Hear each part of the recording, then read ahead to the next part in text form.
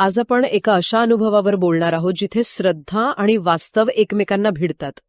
विचार करा, तुम्हाला वाटेत भेटलेली, तुमच्याशी गप्पा मारलेली आणि तुम्हाला घरापर्यंत सोडलेली व्यक्ती ती अस्तित्वातच नाही असं कळल्यावर काय वाटेल?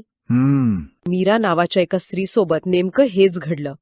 तिची ही गोष्ट केवळ चमत्काराची नाही, तर संकट काळात मानवी मन स्वतःला कसं सावरतं आणि घटनांना अर्थ कसा देतं याची आहे. म्हणजे ही कथा फक्त गजानन महाराजांच्या एका भक्तापुरती मर्यादित नाहीये. यात आपल्याला श्रद्धेची चौकट कशी तयार होते हे मानसशास्त्रीय दृष्टिकोनातूनही पाहता येतं. हो, जेव्हा घटना तर्काच्या पलीकडच्या वाटू लागतात तेव्हा आपलं मन त्या घटनांचा अर्थ कसा लावतं हे समजून घेणं खूप मनोरंजक आहे. चला या अनुभवाच्या प्रत्येक टप्प्याचा सखोल विचार करूया. मीरा कामावरून घरी परतते, तिला उशीर झालाय आणि अचानक निसर्ग आपलं रौद्र रूप दाखवायला सुरुवात करतो. जोरदार वारा, पाऊस आणि विजांचा कडकडाट. अशा परिस्थितीत कोणीही जे केलं असतं तेच तिने केलं. ती एका मोठ्या झाडाखाली आश्रयाला थांबली. पण इथेच गोष्ट एक अनपेक्षित वळण घेते. तिला एक स्पर्श जाणवतो, जणू कोणीतरी तिचा हात धरून तिला तिथून ओढून नेत आहे. आणि महत्वाचं म्हणजे आजूबाजूला कोणीही नाही. ती पूर्णपणे एकटी आहे. हा अनुभव काय असू शकतो? म्हणजे तार्किकदृष्ट्या पाहिलं तर तिथे कोणीच नव्हतं. काही कळायच्या आज ती व्यक्ती तिला ओढत एका दुकानाच्या शेडखाली आणून उभी करते. मीरा क्षणभर गोंधळून जाते. मानसशास्त्रात याला हॅप्टिक हल्युसिनेशन किंवा स्पर्शाचा भास म्हणतात. प्रचंड तणावाखाली असताना, भीती वाटत असताना आपलं मन स्वतःला वाचवण्यासाठी असे अनुभव निर्माण करू शकतं. अच्छा. मीरासाठी तो दैवी स्पर्श होता. पण गंमत म्हणजे परिणाम दोन्हीत सारखाच होता. ती सुरक्षित जागी पोचली आणि हा परिणाम किती महत्वाचा होता हे तिला पुढच्या काही क्षणातच कळलं. कारण ज्या क्षणी ती शेडखाली पोहोचली त्याच क्षणी ती ज्या झाडाखाली उभी होती ते झाड मुळासकट उन्मळून पडतं. काही सेकंदांचा फरक याने कोणाच्याही काळजाचा ठोका चुकला असता. नक्कीच. आणि इथेच तिच्या श्रद्धेला एक ठोस आधार मिळतो. आता हा केवळ योगायोग राहत नाही. तिच्यासाठी हा एक चमत्कार आहे. तिच्या महाराजांनी दिलेली प्रचिती आहे. तारणाराही तूच आणि मारणाराही तूच, हे तिच्या मनात आलेले उद्गार तिच्या विश्वासाला अधोरेखित करतात. अशा घटनांमुळेच श्रद्धेची इमारत पक्की होत जाते. वादळ थोडं शांत होतं, पण सगळीकडे अंधार पसरलेला असतो. रस्त्यावरचे दिवे गेलेले असतात.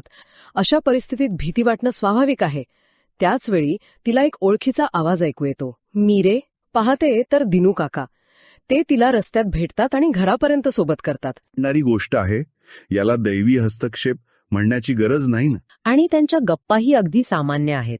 कामाला उशीर का झाला, देवकुळे काकूंकडची पूजा, त्यांचा मायाळू स्वभाव, त्यांनी दिलेला जेवणाचा डबा आणि वरून दिलेले पैसे. पण याच गप्पांमध्ये मीरा तिची श्रद्धा व्यक्त करते की महाराजच चांगल्या लोकांना माझ्या आयुष्यात पाठवतात. मीरासाठी तिच्या आयुष्यातलं मध्यवर्ती सूत्र तिची श्रद्धा आहे. त्यामुळे दिनू काकांचं येणं ही तिच्यासाठी केवळ एक मदत नाही, तर महाराजांनी तिच्या प्रार्थनेला दिलेलं उत्तर आहे. पण थांबा, इथे एक सामान्य माणूस मदतीला आला ही एक सहज घडणारी गोष्ट असू शकते ना? प्रत्येक चांगल्या गोष्टीला दैवी कृपेचं लेबल लावणं हा मानवी स्वभाव नाही का? असू शकतो, पण मीराच्या बाबतीत तिच्या श्रद्धेला एक भूतकाळातील अनुभव जोडलेला आहे. याच संवादात ती दिनू काकांना दुसऱ्या दिवशी घरी जेवायला बोलवते, कारण तिने नवस फेडण्यासाठी घरी महाराजांच्या पादुका पूजनाचा कार्यक्रम ठेवलाय. आणि हा नवस तिच्या नवऱ्याच्या आजारपणाशी संबंधित आहे. बरोबर. हो. आणि हा संदर्भ खूप महत्वाचा आहे. तिचा नवरा गंभीर आजारी होता. डॉक्टरना निदान होत नव्हतं. तेव्हा तिने महाराजांना नवस केला होता. तिने डॉक्टरांच्या औषधांसोबत महाराजांचं चरण तीर्थ तब्बल 1.25 महिना नवऱ्याला दिलं आणि तो पूर्ण बरा झाला. तिने गजानन विजय ग्रंथातील जानराव देशमुखांच्या कथेचा संदर्भही दिला. अगदी. याचा अर्थ तिची श्रद्धा ही केवळ भावनिक नाही, तर तिला अभ्यासाचा आणि एका मोठ्या संकटातून तारल्याच्या वैयक्तिक अनुभवाचा आधार आहे. आणि तो अनुभव तिच्या मनात इतका घट्ट बसलाय की आता प्रत्येक सकारात्मक घटनेकडे ती त्याच चष्म्यातून पाहते. बरोबर. आणि घरी पोचल्यावर या कथेला एक असं वळण मिळतं जे तर्काच्या पलीकडचं आहे. ती नवऱ्याला सांगते की दिनू काका तिला सोडायला आले होते आणि तिने त्यांना उद्या जेवायलाही बोलवलंय. आणि मीराने नवऱ्याला हे सांगितल्यावर जो बॉम्ब फुटला तो अनपेक्षित होता. काय म्हणाला तो? तिचा नवरा तिला जे म्हणाला त्याने संबंध कथेचा रोखच बदलून टाकला. तो पूर्णपणे स्तब्ध झाला आणि म्हणाला, अगं काहीतरी काय बोलतेस? आपले दिनू काका जाऊन जवळजवळ 6 महिने झाले. अविश्वसनीय. हो. म्हणजे जी व्यक्ती इतका वेळ तिच्यासोबत होती, जिने तिच्याशी गप्पा मारल्या, तिला घरापर्यंत आणून सोडलं, ती व्यक्ती अस्तित्वातच नव्हती. तिच्यासाठी तो आवाज, तो चेहरा, ती बोलण्याची पद्धत सगळं काही दिनू काकांचं होतं. पण आता तिला कळतंय की ते रूप महाराजांनीच घेतलं होतं. भिऊ नकोस, मी तुझ्या पाठीशी आहे, या वचनाची महाराजांनी तिला दिलेली ही प्रचिती होती. हा कथेचा असा बिंदू आहे जिथे तर्क आणि श्रद्धा समोरासमोर उभे ठाकतात. नवऱ्याचं बोलणं हे वास्तव आहे, ज्याला मृत्यूच्या दाखल्याचा आधार आहे. तर मीराचा अनुभव हा तिच्या श्रद्धेचा पुरावा आहे, जो पूर्णपणे वैयक्तिक आहे. बरोबर. या घटनेमुळे मीराच्या श्रद्धेला तर्काच्या पलीकडची एक ठोस अनुभूती मिळते, ज्याला तिचा नवरा नाकारू शकत नाही, पण स्वीकारूही शकत नाही. दुसऱ्या दिवशी पादुका पूजनाचा कार्यक्रम होतो. पूजा, नैवेद्य सगळं व्यवस्थित पार पडतं. सगळे जेवायला बसतात आणि त्याच वेळी दारात एक भिकारी येतो. माई, भाकर दे, 2 दिवसांपासून उपाशी आहे, अशी तो याचना करतो. इथे श्रद्धेची दुसरी परीक्षा आहे. पहिली परीक्षा होती भीतीवर मात करण्याची, आणि ही आहे करुणेची. हो, अशा वेळी अनेक जण उरलेलं अन्न किंवा पैसे देऊन वेळ निभावून नेतात. पण मीरा तसं करत नाही करत. ती त्याला आदराने ओसरीवर बसवते आणि स्वतः जे जेवण पाहुण्यांसाठी वाढलं होतं तेच पंचपक्वान्नाचं ताट त्याला वाढते. ती त्याला केवळ अन्न देत नाही, तर सन्मान देते, आणि हे खूप महत्वाचं आहे. खरंय. अशा कथांमध्ये अनेकदा हे दाखवलं जातं की देव भक्ताच्या श्रद्धेसोबतच त्याच्या कर्माचीही परीक्षा घेतो. भुकेल्या जीवाला अन्न देणं हे कोणत्याही पूजेपेक्षा कमी नाही, हा संदेश इथे अधोरेखित होतो. बरोबर. तिने फक्त पूजा केली नाही, तर पूजेचं सार कृतीत उतरवलं. अगदी. जेवण झाल्यावर तो भिकारी मीराला आशीर्वाद देण्यासाठी हात वर करतो आणि त्याच क्षणी मीराला एक भास होतो. तिला त्या भिकाऱ्याच्या जागी क्षणभर महाराज दिसतात, तर दुसऱ्या क्षणी पुन्हा तो भिकारी. तिचा स्वतःच्या डोळ्यांवर विश्वास बसत नाही. तिला कळून चुकतं की महाराज पुन्हा एकदा तिची परीक्षा घ्यायला आले होते. ती त्यांच्या पाया पडते आणि वर पाहते, तोपर्यंत ते अदृश्य झालेले असतात. आता बघा, एका मागोमाग एक घटना कशा घडत आहेत. झाडाखालून वाचणं, मृत व्यक्तीचं सोबत येणं, आणि आता भिकाऱ्याच्या रूपात दर्शन. हो, हे सर्व मीराच्या श्रद्धेच्या चौकटीत अगदी बरोबर बसतंय.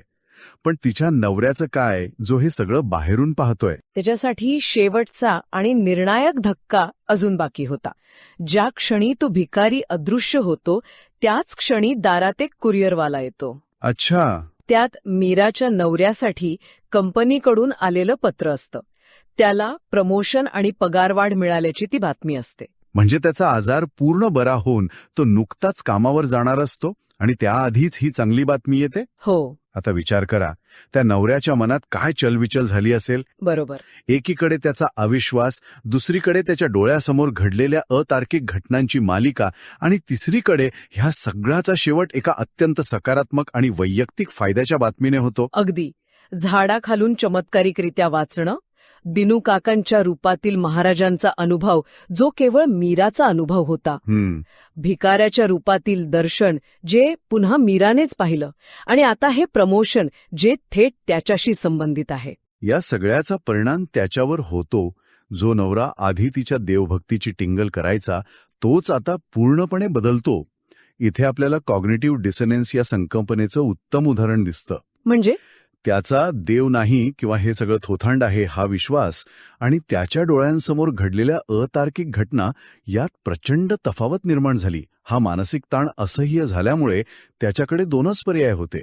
एकतर घडलेल्या घटनांना नाकारणं, जे शक्य नव्हतं, किंवा आपला जुना विश्वास सोडून एक नवीन अनुभवाशी जुळणारी चौकट स्वीकारणं. बरोबर. आणि त्याने दुसरा पर्याय निवडला. तो ढसाढसा रडू लागतो आणि म्हणतो, चुकलो मी, महाराज या लेकराला क्षमा करा. एका नास्तिक किंवा संशयवादी व्यक्तीचं हे संपूर्ण परिवर्तन आहे. हो, आणि हे परिवर्तन कोणत्याही युक्तिवादाने किंवा चर्चेने झालेलं नाही, तर अशा घटनांच्या मालिकेतून झालं आहे, ज्याचं तार्किक स्पष्टीकरण देणं त्याला शक्य होत नाही. आणि श्रद्धेचा अनुभव जेव्हा प्रत्यक्ष आयुष्यात सकारात्मक बदलांशी जोडला जातो, तेव्हा तो अधिक प्रभावी ठरतो, नाही का? अगदी. प्रमोशनची बातमी ही त्याच्यासाठी त्या सगळ्या अतार्किक घटनांवर मिळालेली एक तार्किक मोहर होती. अगदी खरं आहे. आणि कथेच्या शेवटी तोच आपल्या पत्नीला म्हणतो की मंदिरात पादुका परत करायला आपण दोघे मिळून जाऊ. तुझ्या महाराजांना आज डोळे भरून डोळ्यात साठवून घ्यायचे आहे. कथेच्या सुरुवातीला जो नवरा तिला खुळी म्हणत हसत होता तोच आता स्वतः महाराजांना शरण गेला आहे. एका व्यक्तीच्या दृढ श्रद्धेने दुसऱ्या व्यक्तीच्या जीवनात घडवलेला हा बदल खरोखरच विलक्षण आहे. तर या गोष्टीतून आपल्याला काय मिळतं? ही कथा आपल्याला सांगते की श्रद्धा ही केवळ पूजार्चना नाही, तर ती एक अशी शक्ती आहे जी कठीण काळात धीर देते. पण त्याहीपेक्षा महत्वाचं म्हणजे ती आयुष्यातील घटनांकडे पाहण्याचा एक सुसंगत दृष्टिकोन देते. बरोबर. मीरासाठी प्रत्येक चांगली गोष्ट महाराजांची कृपा आहे आणि प्रत्येक संकट हे महाराजांनीच तारण्यासाठी निर्माण केलेलं आहे. या दृष्टिकोनामुळे तिला आयुष्याला सामोरं जाण्याची एक मानसिक ताकद मिळते. या कथेचे 2 स्तर आहेत असं म्हणता येईल. हो. एका श्रद्धाळू व्यक्तीसाठी हा देवाच्या अस्तित्वाचा आणि कृपेचा प्रत्यक्ष अनुभव आहे.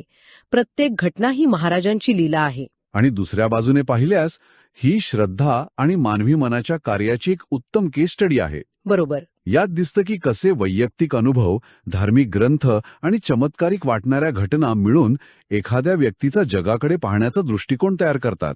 आणि तिचा नवरा बदलतो कारण त्याच्या तार्किक चौकटीला हादरा देणाऱ्या अनेक गोष्टी एकाच वेळी घडतात. हो, तो बदलतो कारण त्याच्या जुन्या चौकटीत या नवीन घटना बसत नाहीत. त्यामुळे त्याला ती चौकटच बदलावी लागते. हे श्रद्धेचं मानसशास्त्र आहे. अगदी. ते तर्काने सिद्ध करता येत नाही, पण अनुभवाने ते माणसाला बदलू शकतं. ही कथा ऐकल्यानंतर एक विचार मनात येतो.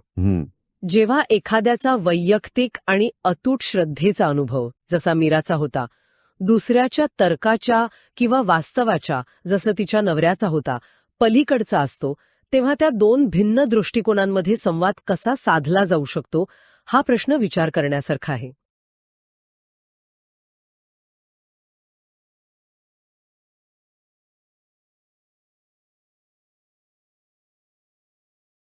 जर तुम्हाला हा कार्यक्रम आवडला असेल आणि अशा आणखी अनुभवांविषयी ऐकायचे असेल तर कृपया फोन करून नितीन गोखण यांना कळवा.